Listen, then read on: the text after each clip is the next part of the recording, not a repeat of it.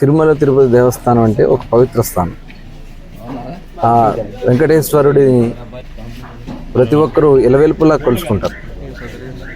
అంత పవిత్రమైనటువంటి తిరుమల తిరుపతి దేవస్థానంలో గత 5 సంవత్సరాల్లో చాలామంది మేము తిరుపతి ఈ ప్రభుత్వం ఉంటే వెళ్ళాం, మళ్ళీ మంచి ప్రభుత్వం వస్తేనే వెళ్తామని చెప్పి నాకు తెలిసి కొన్ని వందల మంది పాదయాత్ర చేశారు.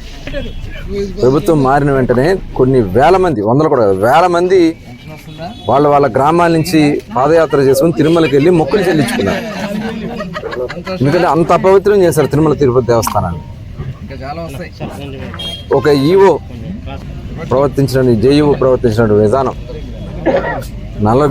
గళలుంగి కట్టుకుని ఒక పాత సినిమాల్లో రౌడీల్లాగా తిరుమల తిరుపతి దేవస్థానంలో వాళ్ళు ప్రవర్తించిన విధానం. అట్లాగే ఎవరైతే తిరుమల తిరుపతి దేవస్థానానికి సంబంధించి చైర్మన్గా ఉంటారో వాళ్ళు వేరే మతాన్ని ఆచరిస్తూ తిరుమల తిరుపతి దేవస్థానం చైర్మన్ పదవిలో కూర్చుంటారు, అక్కడ అనుభవిస్తారు. తిరుమల తిరుపతి దేవస్థానాన్ని గత ముఖ్యమంత్రి జగన్మోహన్ రెడ్డి తన సొంత పనులు చక్కబెట్టుకోవడానికి వాడుకున్నాడు. ఇది అందరూ కూడా తెలిసిందే.